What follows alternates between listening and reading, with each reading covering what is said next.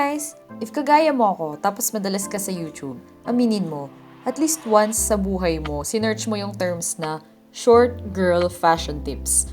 Well, huwag ka mag-alala, kasi ako din. So for this video, kinumpile ko lahat ng tips, tricks, hacks, kung ano gusto mong itawag doon, na natutunan ko sa dami-daming video na napanood ko about fashion and styling, especially sa ating mga vertically challenged shorties, aka petite girls. Petite na lang, para mas cute pakinggan. Petite tayo, hindi short. Mas social pakinggan yun. So without further ado, ladies and gents and everyone in between, here are 7 fashion tips for short girls that I learned from YouTube. Tip number 1, the shorter the better. Hindi to height ah.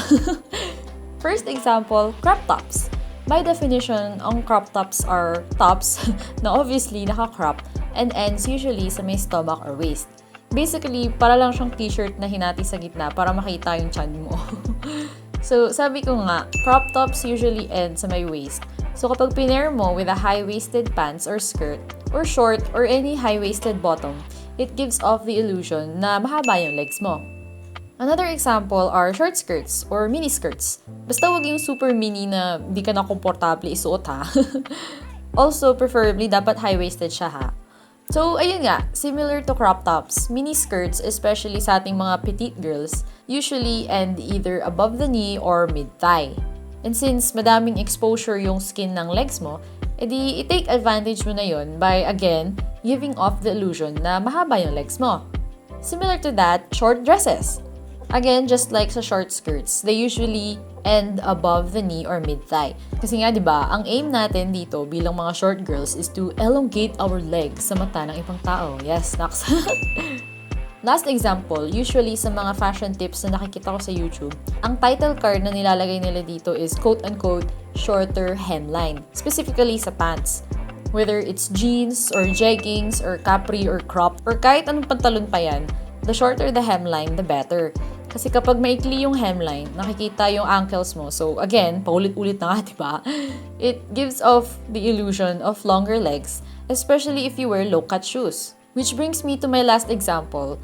Something na hindi ko madalas nakikita sa mga fashion YouTube videos. Pero may mga ilan-ilan naman akong nakikita about this is that low-cut shoes are better than high-cut ones kasi it's smaller and shows off more leg skin and ayun nga, paulit-ulit diba? It elongates our height. Tip number 2, be monochromatic. In terms of fashion, ang ibig sabihin ng monochromatic is, the first word is mono, meaning single, and chromatic, meaning color. Sabi ng mga fashion vloggers, wearing a single color is not only flattering, but also elongates the body, which is, ayun nga, yung aim natin, di ba, as shorter people. Hindi naman kailangan one solid color ang ibig sabihin ng monochromatic fashion. I mean, hindi din naman masama yun, di ba? Pero usually, monochromatic fashion means ang mga suot mo, yung parang different shades of the same color. Like how I paired this short blue dress with a light colored denim jacket since different shades of the color blue sila. Medyo di nga lang halata, pero blue talaga yung dress na yan, promise.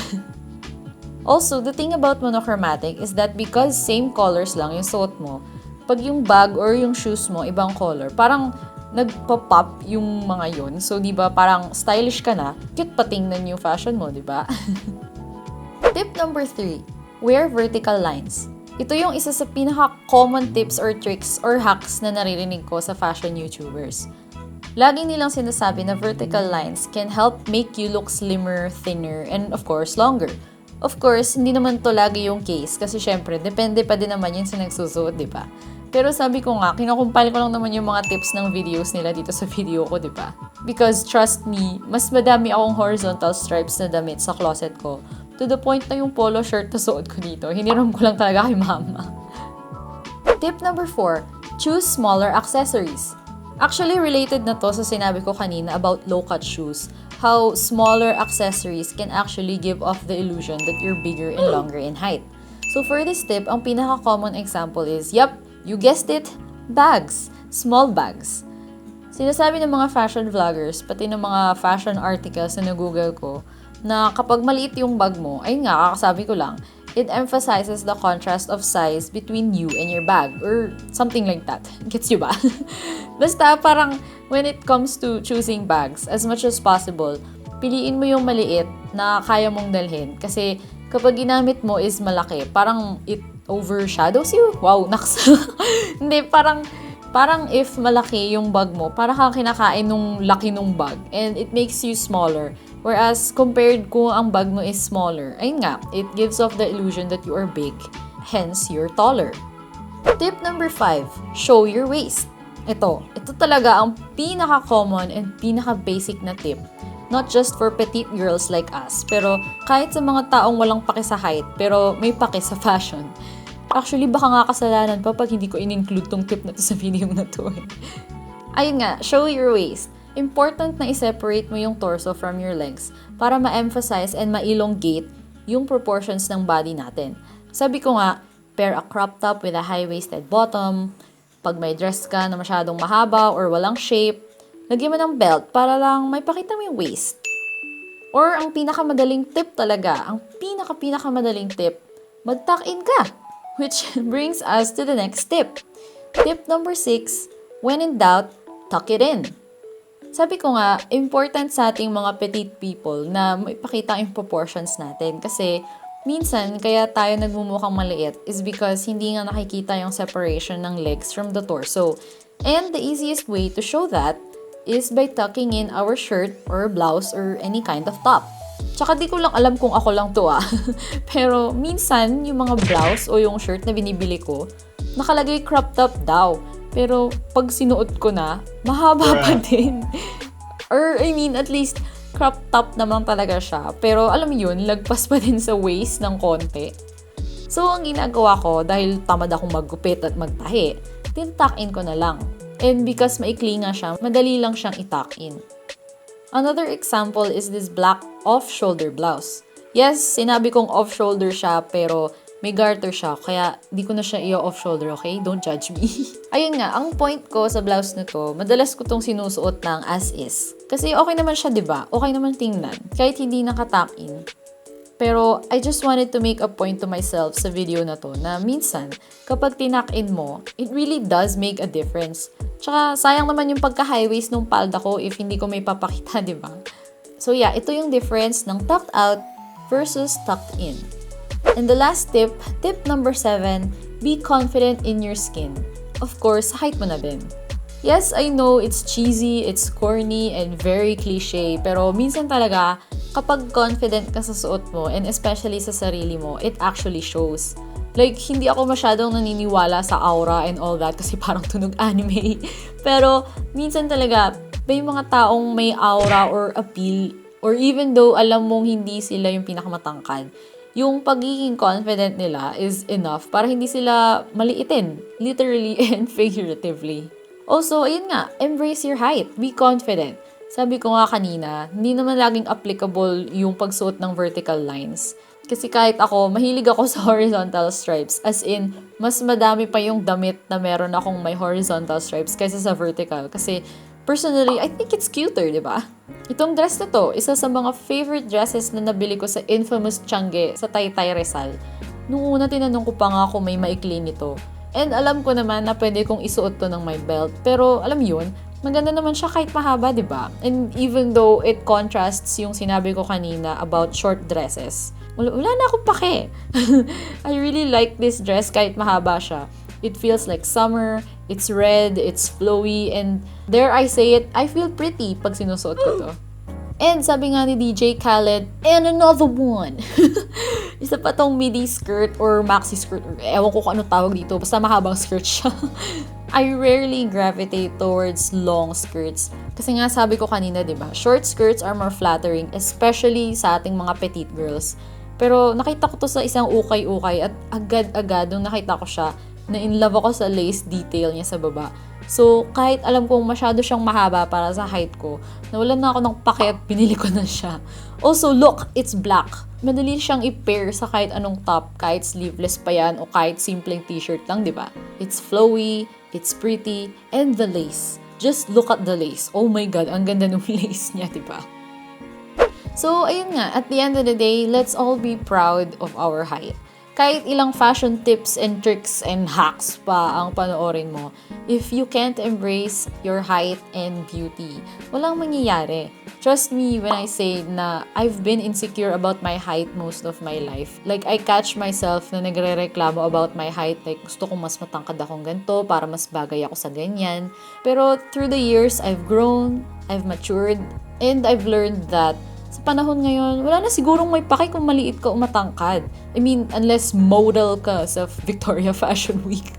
Pero guys, it's 2020 na. Let's be proud of ourselves kung anong itsura natin, kung anong height. Kasi ang importante lang naman is that walang ginawang mali si God, diba? Yes. Be kind to yourself, to other people. Sabi nga ni Min Yugi, love yourself, love myself, peace. Mabuhay tayo mga petit. Yeah! Hey guys! So yeah, that is the end of this video. Grabe, hindi ko alam paano nagagawa ng mga video vlogger to. Hindi ko akalaing nakakasipon palang magpalit ng damit ng paulit-ulit. Tapos ang gulo ng kama ko ngayon, grabe.